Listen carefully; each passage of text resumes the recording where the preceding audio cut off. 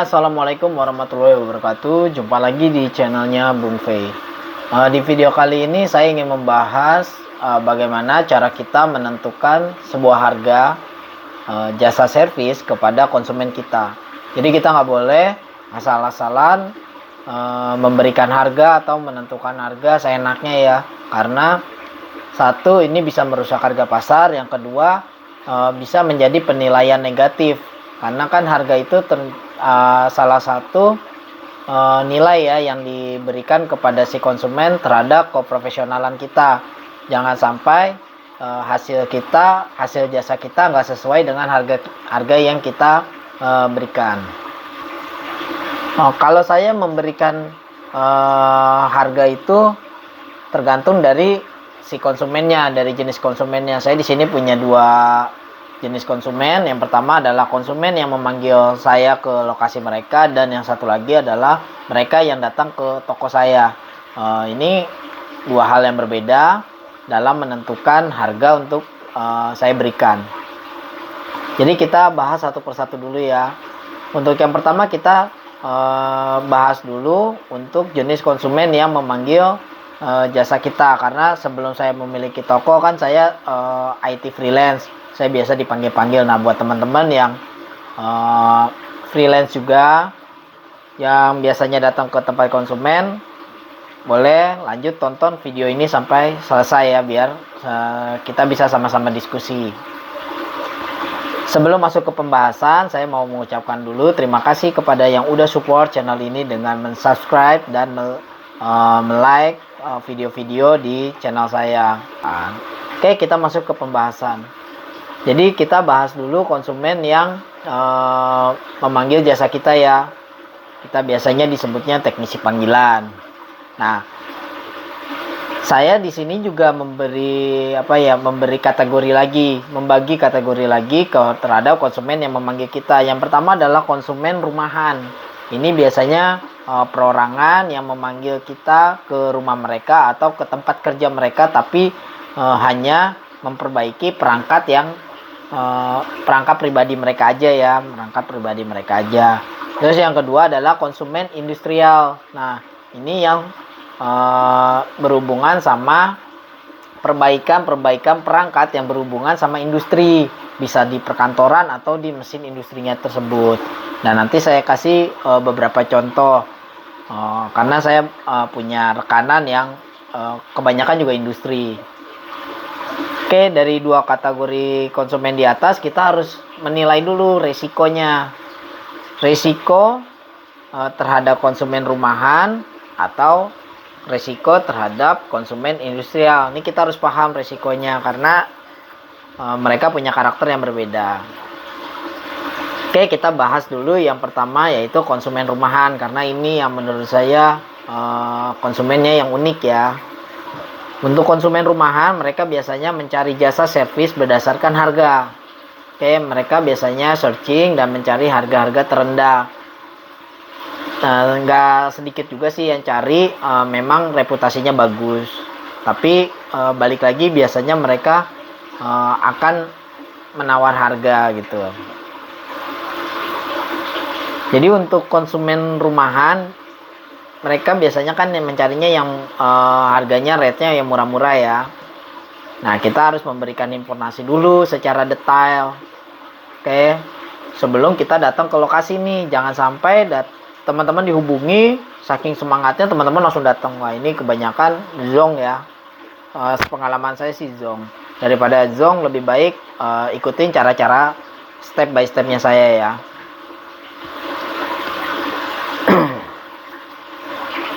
Oke, kita ambil contoh ya. Ada konsumen yang menghubungi kita. Misalkan si konsumen WhatsApp kita nih, Mas, saya mau servis laptop. Dia nggak bisa masuk ke dalam Windows. Kalau servis berapa ya? Nah, di sini teman-teman jangan kasih harga dulu ya. Karena sensitif sekali kalau misalnya konsumen rumahan.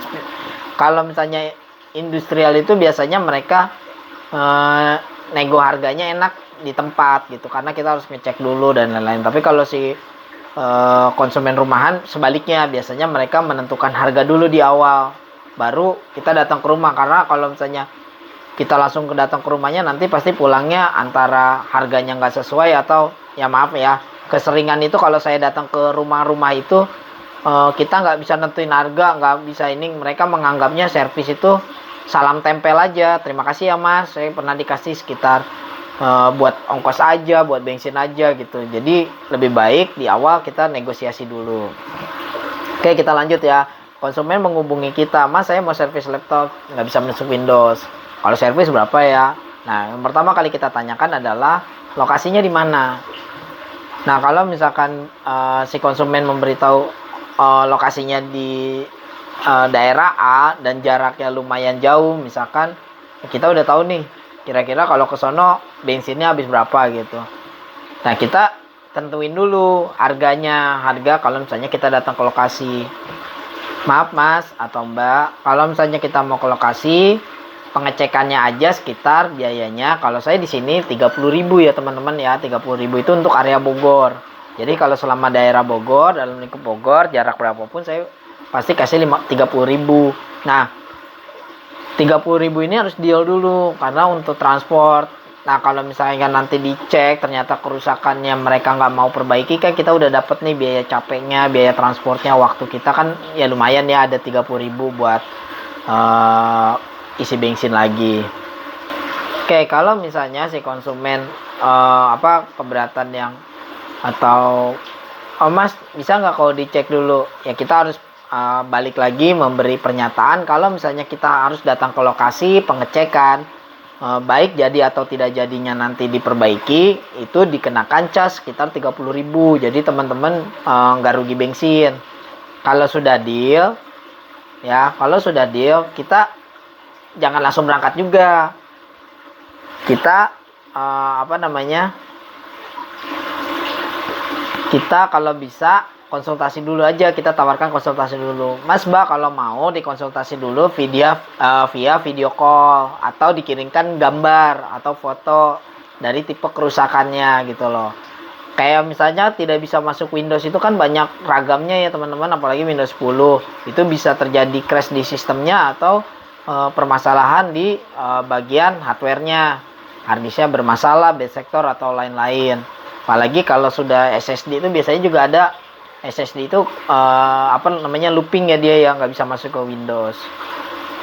Dan ada lagi faktor yang lebih berat, misalkan permasalahan di BIOS itu harus di flash ya kan. Nah, hal-hal seperti ini kita harus jelaskan dulu ke si konsumen faktor-faktornya, jangan memudahkan sebuah permasalahan ke konsumen karena konsumen selalu menilainya pernyataan pertama yang mudah itu biasanya mereka serap dulu. Misalkan oh itu install ulang aja, install ulang harganya sekitar sekian. Kalau di tempat saya ya saya sebutkan harga aja, maaf kalau misalnya beda harga sama yang di tempat lain atau di sekitar Bogor, karena ini harga saya pribadi. Dan ini biasanya harga dasar yang saya berikan di awal. Ini saya buka dengan harga 150.000 untuk Windows 10. Nah, kalau misalkan install ulang aja 150.000. Nah, nanti respon mereka seperti apa? Misalkan, oh mahal banget mas, bisa nggak sekian-sekian. Nah, itulah tergantung dari kalian ya, dari kalian si pemberi jasa. Kalian anggap nilai itu cukup atau enggak gitu loh. Setiap orang kan beda-beda ya memberi nilai. Oke, itu yang pertama. Kita kasih opsi lagi. Kalau misalnya yang betul rusaknya cuma di Windows, itu bisa diinstal ulang aja dengan biaya sekian. Tapi ada kemungkinan juga di harddisknya.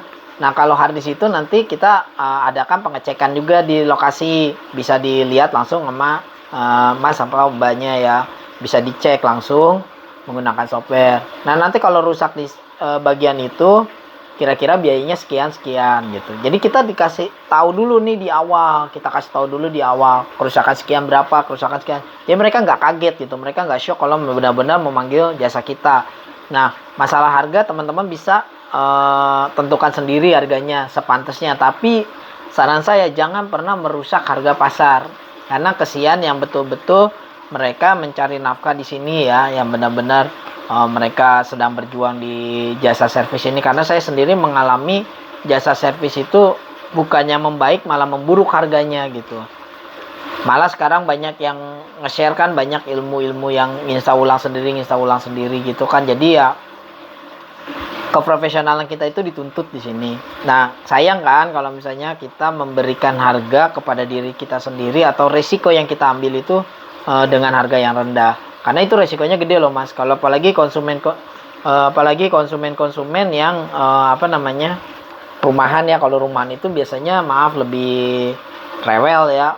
Masalahnya lebih rewel. Lebih enak sih yang datang ke toko atau ke industri itu lebih enak.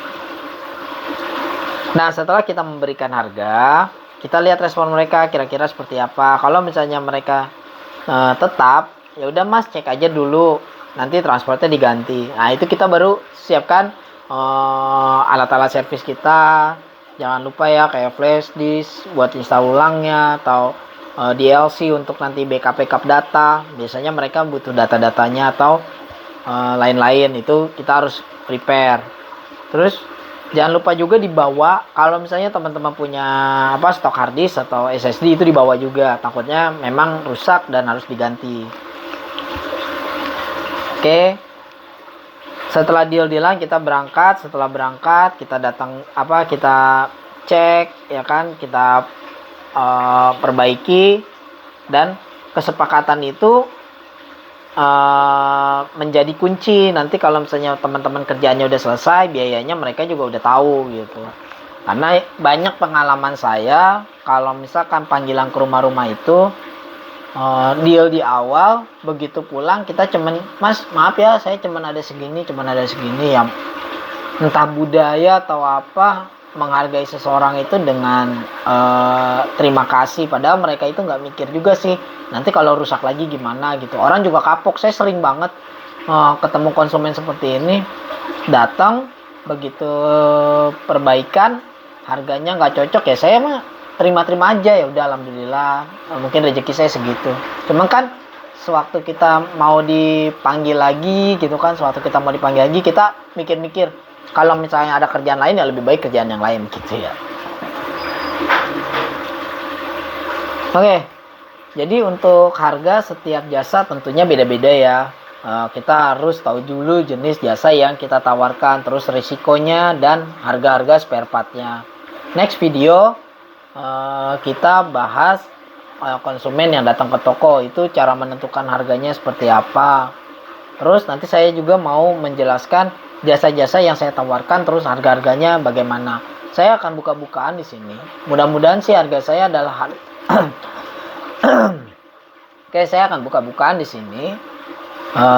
Mudah-mudahan sih harga saya adalah harga yang terbaik ya, yang tidak merusak harga pasar dan menaikkan pengetahuan konsumen bahwa harga servis itu bukan berdasarkan dari mudahnya pekerjaan. Karena jika kalian para konsumen memanggil kami para profesional, berarti kalian sudah tidak mengetahui atau sudah di luar pengetahuan kalian ya. Ya tolonglah dihargai kami yang memiliki resiko memberikan harga yang sewajarnya juga kan, agar kedepannya kita sama-sama enak. Sekarang kalian bayangkan kalau misalkan kita sudah dipanggil jauh-jauh datang dan tidak dihargai ya, tidak disesuaikan harganya, itu kan kita juga pasti akan kapok. Kita bukan masalah, kalau saya pribadi bukan masalah nanti langganan atau enggak, tapi lebih ke hubungan ini baik atau enggak. Karena percuma kalau kita langganan, kita cuman capek-capek aja ya. Saya sering meninggalkan banyak customer yang memang hanya memanfaatkan jasa kita, tapi mereka tidak menghargai kita. Insya Allah kalau rezeki itu dari Allah ya, jadi nggak usah takut juga sih teman-teman kalau misalkan emang itu rezeki teman-teman. Yang penting kan kita sebagai profesional dituntutnya bertanggung jawab. Jadi kalau misalnya ada kerusakan atau ada komplain atau apa, kita bertanggung jawab. Saya sendiri supportnya terhadap konsumen-konsumen saya, apalagi industrial, itu 24 jam supportnya. Saya tengah malam kadang-kadang ditelepon, dihubungi, karena kan kalau industri itu ada yang 24 jam mesin berjalan ya. Itu dihubungin, itu saya masih tetap angkat. Kalaupun perlu datang ke lapangan, saya datang. Jadi harga itu menentukan dari kualitas juga. Oke, sampai jumpa di part video selanjutnya. Kita bahas tentang menentukan harga konsumen ya kalau datang ke toko, karena kan karakter orang ke toko juga beda-beda nih. Terus bagaimana kita memberikan garansi ke customer kita. Terus kita mau bahas yang jasa-jasa yang saya tawarkan, dan harga-harganya bagaimana saya research terhadap kompetitor-kompetitor saya. Oke. Sekian video dari saya. Wassalamualaikum warahmatullahi wabarakatuh.